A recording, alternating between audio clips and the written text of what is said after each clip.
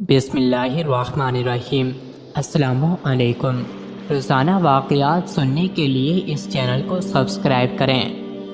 خلیفہ سلیمان بن عبد الملک کے زمانے میں جزیرے میں ایک شخص خزیمہ رہتا تھا۔ جزیرہ اس علاقے کا نام تھا جو فرات اور دجلہ کے درمیان واقع تھا۔ خزیمہ بڑا صاحب ثروت اور با اثر آدمی تھا۔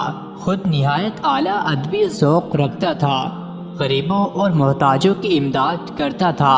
اپنی ساری خوبیوں کے سبب وہ جزیرہ میں بہت ممتاز سمجھا جاتا تھا، لیکن جب خزیمہ پر مصیبت آئی تو زندگی کا سارا نقشہ ہی بدل گیا۔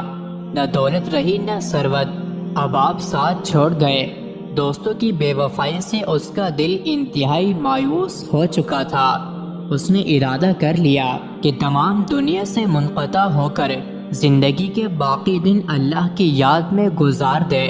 وقت گزرتا گیا، کئی سال ہو چکے، مگر خزیمہ کی قسمت کا پانسا نہ بدلا۔ ان دنوں جزیرہ کا گورنر اکرمہ تھا، جو بڑے بلند اخلاق کا مالک تھا۔ اس کے دربار میں کسی موضوع پر بحث ہوتے ہوتے خزیمہ کا ذکر آ گیا، اور یہ ذکر آیا کہ اب وہ بڑی قسم پرسی کے عالم میں زندگی گزار رہا ہے۔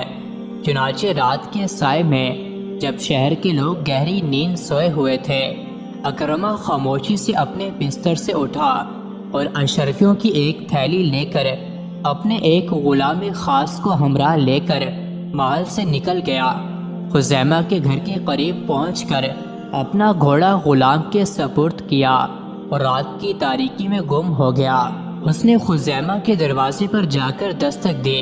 خزیمہ کے ہاں ایک عرصہ سے کوئی ملاقاتی نہ آیا تھا۔ وہ حیران ہوا کہ ایسے وقت میں کون آ سکتا ہے۔ اس نے دروازہ کھولا، اکرمہ نے سلام کیا اور تسلی دیتے ہوئے کہا، دوست، یہ تیری ضروریات کے لیے ہے۔ اکرمہ لوٹنے ہی والا تھا کہ خزیمہ نے جلتی اس کا دامن پکڑ لیا اور پوچھا، میرے محسن، تم کون ہو؟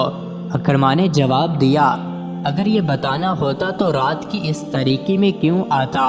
خزیمہ نے کہا، میں تھیلی بھی نہ لوں گا جب تک تم مجھے یہ نہ بتاؤ کہ تم کون ہو۔ اکرمہ نے کہا، تم مجھے دکھیوں کا سہارا کہہ لو۔ خزیمہ کہنے لگا، اپنے بارے میں کچھ اور بتاؤ۔ اکرمہ نے جھٹکے سے اپنا دامن چھڑا لیا اور آن کی آن میں دور جا چکا تھا۔ ادھر اکرمہ کی بیوی نے دیکھا کہ اس کا بستر خالی پڑا ہے، بہت پریشان ہوئی۔ اکرمہ جلد ہی لوٹ آیا۔ بیوی نے پوچھا، کیا ماجرا ہے؟ اکرمہ بولا، اگر تمہیں بتانے والی بات ہوتی تو تم سے چھپ کر کیوں جاتا؟ بیوی یہ جواب سن کر مطمئن نہ ہوئی۔ اس نے اصرار کیا۔ مجبور ہو کر اکرمہ نے سارا واقعہ سنا دیا اور تاکید کی کہ کسی کو نہ بتائے۔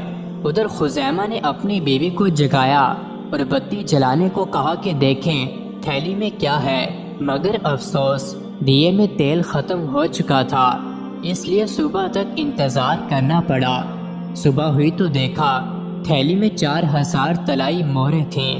خزیمہ نے سب سے پہلے اپنا قرض ادا کیا، نئے کپڑے خریدے اور پھر گھر کی تمام ضروریات پوری کی۔ اللہ تعالی ہمیں نیک کام کرنے اور لوگوں کی مدد کرنے کی توفیق عطا فرمائے۔ مزید ایسی ہی ویڈیوز کے لیے چینل کو ضرور سبسکرائب کریں۔